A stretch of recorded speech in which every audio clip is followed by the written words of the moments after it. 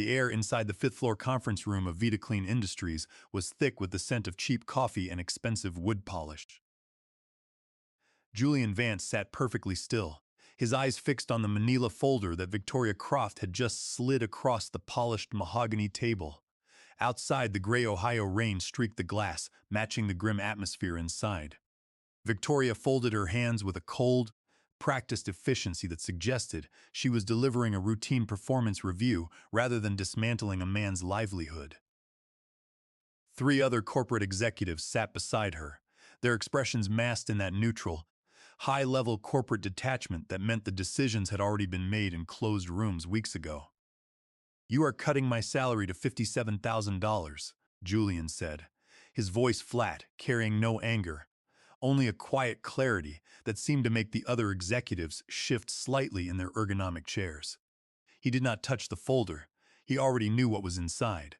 It was a 55% decrease from his current salary of $127,000. It was not a pay cut. It was a formal invitation to walk out the door with no time of severance. It is part of a broader corporate restructuring. Franklin, Victoria replied, her voice smooth and devoid of any real warmth. She used his middle name, Franklin, which she knew he preferred, as a tactical attempt to soften the blow. "We have looked at the numbers across the entire industrial sanitization division, and we must align our compensation structures with current market realities. We hope you will choose to remain with us and lead the transition, but the budget constraints are absolute." Julian looked at the faces around the table. He was 54 years old, with 27 years of dedicated experience in industrial chemistry. He had spent the last 10 years of his life at Vita Clean Industries, turning a dying, neglected sanitization division into the crown jewel of the company. When he first took over the division, annual sales were languishing at $4.8 million. Through his relentless work, formulation redesigns, and hands-on client relations, he had driven those annual sales to $32.7 million in just 6 years, capturing a commanding 42% share of the regional industrial market. And now, they were offering him a salary that would barely cover his basic mortgage, let alone the specialized medical care his 9-year-old son, Nolan, desperately required. Nolan had been diagnosed with Crohn's disease 4 years ago, shortly after Julian's wife had left, unable to handle the emotional and financial strain of a chronically ill child. The specialized biologic infusions and weekly specialist visits devoured a massive portion of Julian's paycheck, even with the company's mid-grade insurance plan. A salary cut of this magnitude was not just an insult. It was a direct threat to his son's health. Julian knew exactly what Victoria and the board were doing. They wanted him gone, but they did not want to pay the 6 months of severance guaranteed in his original contract. If they forced him to resign by making his position financially unviable, they saved tens of thousands of dollars. "Let me think about the proposal," Julian said, keeping his tone entirely neutral. He slowly stood up, leaving the folder untouched on the table. Victoria tilted her head, a brief flicker of surprise crossing her face before she recovered her composure. "Of course, Franklin. Take the weekend. We need your signed agreement by 5 o'clock on Monday afternoon to process the payroll adjustment." Julian walked out of the corporate headquarters and sat in his sedan, staring at the rain pelting the windshield. His hands were steady on the steering wheel. He felt no panic, only a cold, hard focus. For the past 18 months, he had watched the corporate signs. His lab budget requests had been delayed. His invitations to executive strategy meetings had quietly ceased, and his access to the main production floor had been restricted to regular business hours. He had known a storm was coming, and because he was a practical man, he had prepared for it. For the last 3 years, Julian had spent his nights and weekends in his basement laboratory, a space he had built and outfitted entirely with his own personal funds. He had purchased high-grade glassware, a refurbished mass spectrometer, and specialized chemical reagents using his personal credit cards, saving every single receipt and invoice. In that private space, away from the corporate eyes of Vita Clean, he had developed 3 breakthrough chemical formulations that solved the industry's biggest challenges: a cold water enzyme complex, a multi-surface quaternary blend, and a highly stable biodegradable surfactant system. Before going to bed that night, Julian pulled out his original employment contract and turned to the intellectual property clause. He read the legal terminology with meticulous care. The contract explicitly stated that Vita Clean Industries held the rights to all intellectual property formulations and processes developed by employees during designated working hours, on company premises, or utilizing company equipment and resources. Julian smiled in the quiet dark of his study. Every single breakthrough he had created in his basement lab had been documented with video logs, showing timestamps, personal equipment receipts, and independent laboratory testing records. He had even made sure to record his son Nolan, sitting at the basement workbench eating cereal, while the long stability tests ran. Everything was documented. Everything was private, and none of it belonged to Vita Clean. On Saturday morning, Julian drove through the quiet suburban streets of Columbus, heading toward the law offices of Julian Brooks. Brooks was a prominent and highly respected chemical patent attorney who specialized in intellectual property litigation. Within the manufacturing sector, he had spent decades defending independent scientists and research engineers against aggressive corporations that assumed they could seize any technology developed by their workforce. The brick building that housed Brooks's firm was quiet on the weekend, but the attorney was waiting for Julian, having agreed to a private consultation. Julian carried 3 heavy banker boxes containing all his research logs, raw chemical data, testing videos, and equipment receipts dating back 3 years. Julian Brooks welcomed him warmly and led him to a large oak-paneled conference table. For the next 3 hours, the lawyer methodically combed through the contents of the banker boxes. He examined the original Vita Clean employment contract, analyzed the dates on the purchase invoices for the laboratory equipment, and inspected the handwritten lab notebooks. He also played several of the video recordings on his laptop, observing the metadata and timestamps that verified the tests were conducted late at night and during weekends. He chuckled softly when he saw young Nolan sitting near the workbench, eating cereal while stability meters recorded chemical reactions. "This is an exceptionally clean paper trail," Franklin, the attorney said, using Julian's middle name as written on the legal files. "In my 25 years of patent practice, I have rarely seen an engineer maintain such absolute separation between their corporate employment and their private research. Most innovators make the mistake of using a company-issued laptop to write their formulas, or they run a quick test on a company machine because it is convenient. You did not do that. You bought every single beaker, chemical reagent, and computer with your own documented funds." Brooks pulled out a physical copy of the Vita Clean employment agreement and marked it with a red pen, highlighting the specific geographic and resource-based limitations of the intellectual property clause. He noted that while Ohio was an at-will employment state, the court strictly enforced the explicit boundaries of written contracts. The language was clearly limited to company hours and property, leaving no room for a broad corporate grab. "What does this mean for our filing strategy?" Julian asked. "Leaning forward, it means we are in an incredibly strong position," Brooks replied, tapping the stack of documents. "Under Title 35 of the United States Code, Section 111, we are going to file 3 provisional patent applications immediately. This will establish an official federal priority date for your inventions, the 3 distinct systems you have created. The cold water enzyme complex, the multi-surface quaternary blend, and the biodegradable surfactant system are highly innovative. The cold water enzyme complex is the real crown jewel. To maintain 99.98% pathogen elimination while stable between 14 and 19 degrees Celsius and simultaneously cutting heating energy costs for industrial processing by 51% is a revolutionary achievement. Will the company try to assert ownership under the shop right doctrine?" Julian questioned. "No, they cannot," Brooks explained with confidence.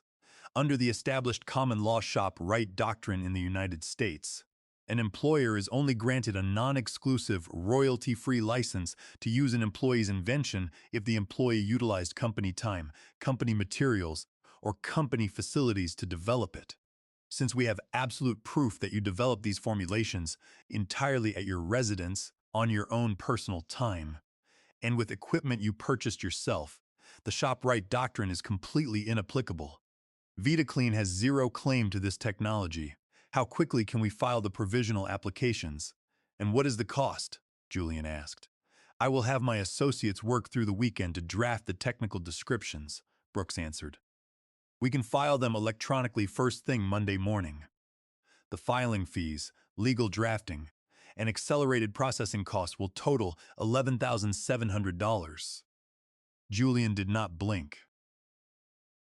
He pulled out his checkbook and wrote a check for the full $11,700.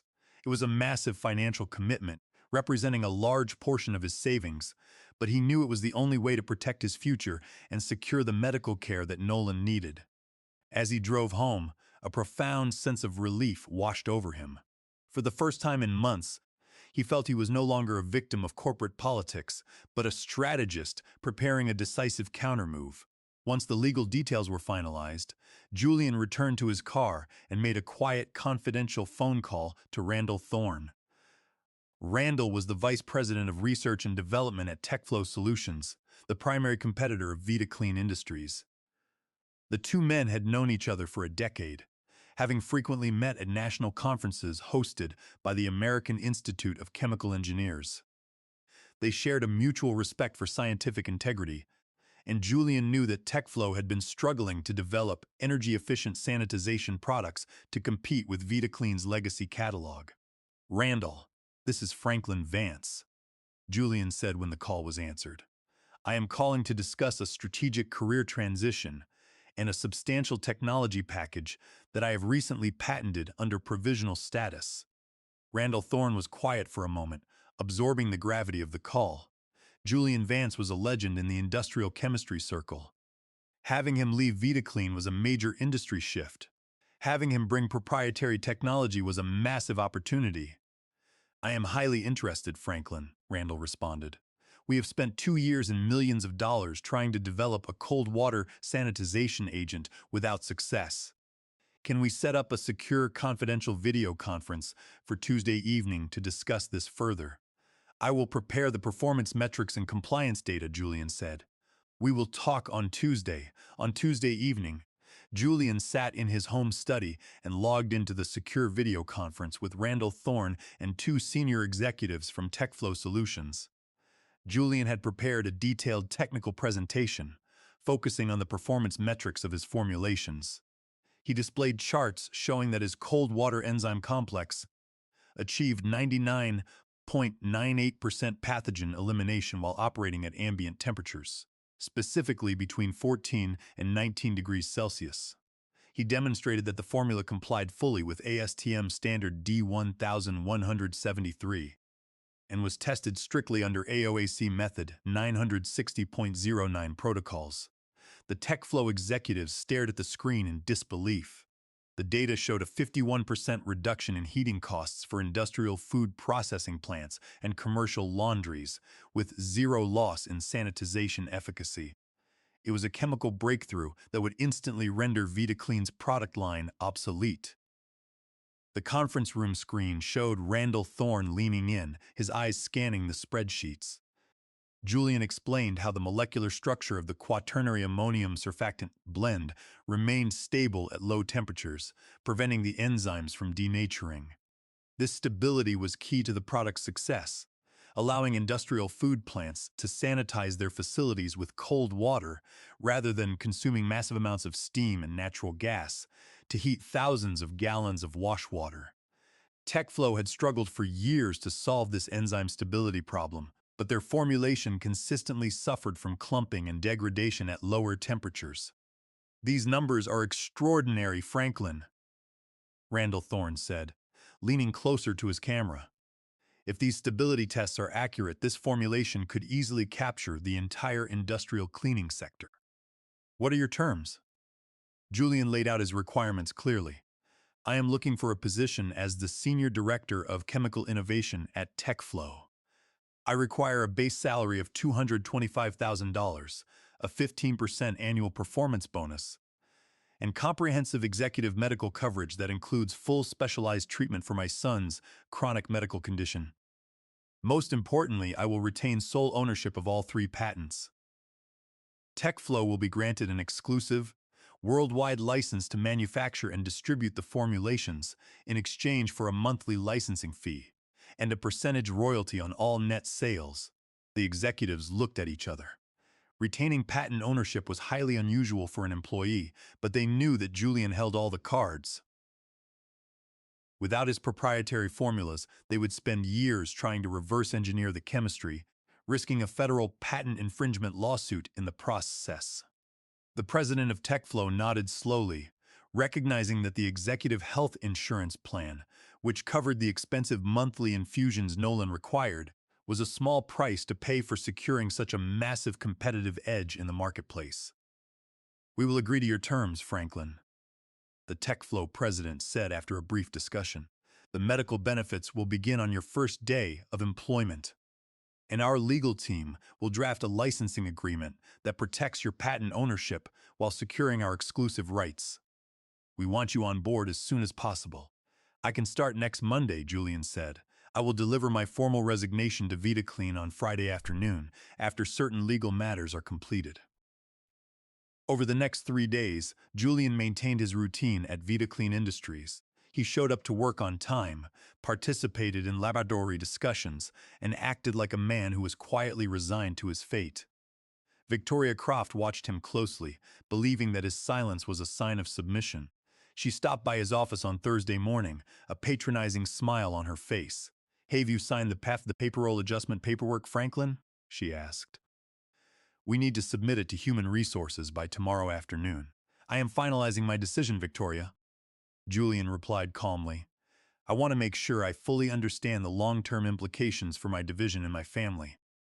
"Take your time," she said, her voice dripping with artificial sympathy. "But remember, the company has to protect its bottom line. We all have to make sacrifices." Julian simply nodded, keeping his thoughts to himself. During his final days in the Vita Clean lab, Julian quietly mentored Logan Miller, a talented junior chemist who had been struggling under the toxic environment. Julian gave him several notebooks on reaction kinetics, advising him to focus on practical application rather than the rigid cookbook protocols Victoria favored. Julian hinted that better opportunities were on the horizon, encouraging the young chemist to keep his skills sharp. During his final nights at the office, Julian systematically cleaned out his workspace. He took only his personal belongings, leaving behind every piece of equipment, lab notebook, and sample container that belonged to the company. He was careful to leave a pristine paper trail, showing that he had not taken a single bite of Vita Clean's proprietary data. He did not need their data. The future of industrial cleaning was stored securely in his own mind and on the patent applications already filed by Julian Brooks. On Friday morning, Julian Brooks confirmed that the three provisional patent applications had been successfully recorded with the United States Patent and Trademark Office, establishing Julian's priority dates. The trap was fully set. Julian walked into the Vita Clean headquarters for the last time as an employee, carrying a single manila envelope that contained the instrument of his revenge. At 10 o'clock on Friday morning, Julian walked into the executive boardroom of Vita Clean Industries. The morning sun was beginning to break through the clouds, casting sharp shadows across the modern glass lobby. The security guards, who had known Julian for 10 years, nodded respectfully as he walked past, unaware that he was no longer an employee. He had not scheduled a meeting, but he knew that Victoria Croft, Operations Director Howard Thorne, and Corporate Legal Counsel Diana Brooks were holding their weekly strategy session. He pushed the heavy boardroom doors open and walked straight to the head of the table. The executives looked up in surprise, Victoria's expression quickly tightening into annoyance. "Franklin, this is a private meeting," Victoria said, standing up. "If you are here to submit your signed salary adjustment, you can give it to my assistant." "I am not here to sign your agreement, Victoria," Julian said, his voice echoing in the quiet room. He opened the envelope and extracted several copies of a legal document, sliding them across the table to Victoria, Howard, and Diana. "I am here to present a patent licensing proposal to Vita Clean Industries." Victoria laughed, a harsh, dismissive sound. "A licensing proposal? For what? You do not own anything. Every formula you work on is the intellectual property of this company." Deanna Brooks, the corporate lawyer, did not laugh. She was already scanning the documents, her face growing pale as she read the priority dates and the filing numbers from the United States Patent and Trademark Office. These are provisional patent applications under Title 35 of the United States Code. Section 111, Julian explained, looking directly at Victoria. They cover the cold water enzyme complex, the multi-surface quaternary blend, and the biodegradable surfactant system. I filed them last week. Every single hour of development occurred in my private laboratory, using my personal funds and equipment. I have documented every step, including purchase receipts for all reagents and video logs with metadata. Under the ShopRite doctrine, you have no license because no company time, materials, or facilities were used. This is ridiculous. Victoria snapped, turning to the lawyer. Diana, tell him this is garbage. We can sue him for using corporate research. Diana Brooks looked up from the filings, her expression grim. Victoria, he is right. The contract only covers work done on our premises, using our equipment during business hours. Franklin's documentation is absolute. There is no crossover. Julian smiled and continued. I would welcome that lawsuit. During discovery, we will request all email communications regarding your plans to freeze me out and slash my salary to force a resignation without severance. We will also introduce my financial records showing that I purchased all the development materials myself. But more importantly, you need to look at your current production lines. What do you mean? Howard Thorne, the operations director, asked. His brow furrowed in concern. For the past 24 months, your division has been using my proprietary cold water formulations in your premium product lines, Julian said. You took my experimental samples from the lab and integrated them into your commercial inventory. Under Title 35 of the United States Code, Section 271, your company is currently engaged in active patent infringement. You have shipped over $12 million worth of product incorporating my patented intellectual property over the last 2 years. If we go to court, we will seek a permanent injunction to halt your production lines, along with triple damages for willful infringement. Victoria stood up and walked to the window, her face flushed as she tried to compose herself. She turned back, attempting to appeal to Julian's loyalty, but he raised his hand, gesturing for her to stop speaking. Deanna Brooks leaned over to Victoria and whispered urgently, Franklin is entirely correct. Under federal law, if a court finds us guilty of willful patent infringement, the damages are automatically tripled. We would be facing a judgment exceeding $36 million, plus their legal fees. An injunction would halt our primary production lines immediately, causing us to default on our supply agreements with our largest industrial clients. It would destroy our quarterly earnings and lead to massive breach of contract lawsuits from our distributors. We have no defense. Here are my terms, Julian said, leaning over the table. I am offering Vita Clean a non-exclusive license to continue using my formulations. The terms are a monthly licensing fee of $7,100, which is split as $2,400 for the multi-surface system, $2,900 for the cold water complex, and $1,800 for the biodegradable surfactant system. In addition, I require an 8% royalty on all net sales of products utilizing these formulations, with a minimum quarterly guarantee of $105,000. You are holding us hostage, Victoria yelled, her face red with anger. No, Julian said, his voice remaining calm and steady. I am presenting a business proposal. You have until Wednesday at 5 o'clock in the afternoon to sign this agreement. If you do not, the offer is withdrawn, and I will license the technology exclusively to TechFlow Solutions, where I start as the Senior Director of Chemical Innovation on Monday morning. Have a nice weekend. Julian turned and walked out of the room, leaving the executives in a state of absolute panic. The corporate surrender came even faster than Julian had anticipated. Over the weekend, Julian enjoyed the rare peace of mind that came from knowing his plans were fully in motion.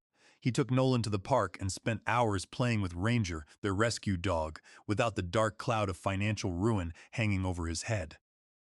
On Wednesday afternoon at 3 o'clock, Diana Brooks called him directly. Her tone was subdued, tired, and entirely professional. She admitted that the board had reviewed the independent development documentation and realized they had zero chance of winning a patent dispute in federal court. An injunction would have completely destroyed their remaining market share, which was already under intense pressure from TechFlow. We are prepared to execute the licensing agreements exactly as proposed, Franklin, Diana said. We will have the signed documents and the first quarterly minimum guarantee check of $105,000 ready for you tomorrow morning. Julian signed the final contracts on Thursday morning, securing his intellectual property, his financial future, and his peace of mind. Victoria Croft was conspicuously absent from the meeting, unable to look the man she tried to ruin in the eye. 2 days later, the company announced a major organizational restructuring, and Victoria was quietly terminated from her position with no public acknowledgement of her service or severance package. Her attempt to save a few $1,000s by cutting Julian's salary had ended up costing the company hundreds of thousands of dollars in licensing fees and royalties. On Monday morning, Julian walked into the headquarters of TechFlow Solutions. He was welcomed by Randall Thorne and a team of 15 highly skilled chemical engineers. The atmosphere was incredibly positive, and he was treated with immediate professional respect. His new office was spacious, and his research budget was triple what he had ever possessed at Vita Clean. Working in this collaborative and resource-rich environment, Julian led the development of the TechFlow integrated cleaning platform.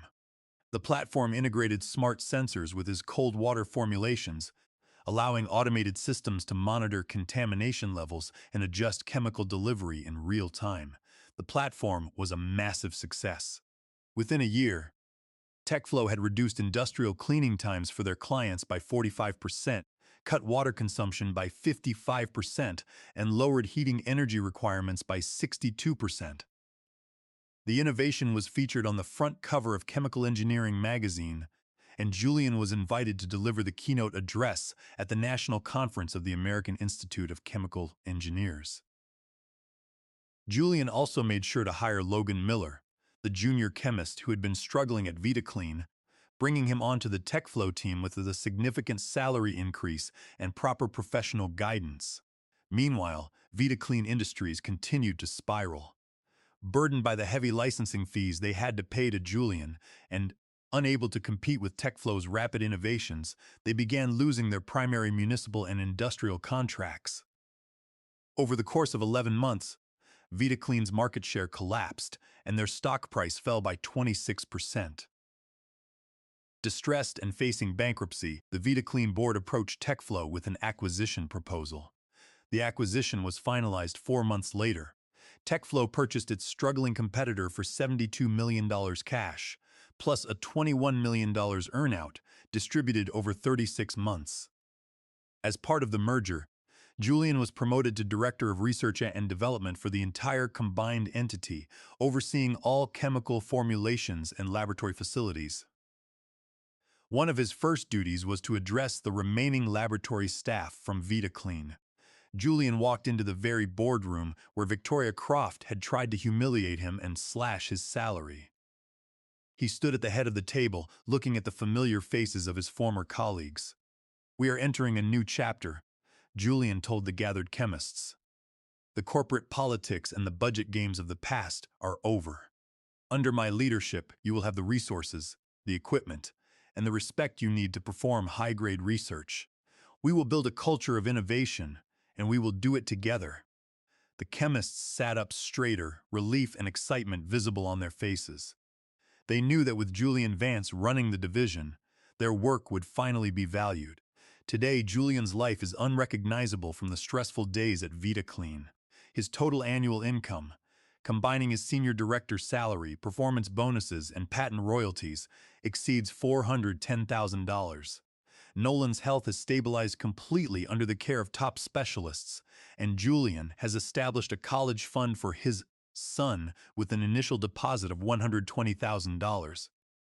Julian keeps the original salary reduction letter framed inside his desk drawer at TechFlow.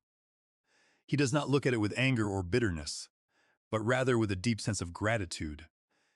The letter reminds him that what appeared to be a corporate execution was actually the catalyst that forced him to claim his true worth. Sometimes the most effective revenge is not tearing down your enemies, but rising so far above them that they have to buy your permission to survive.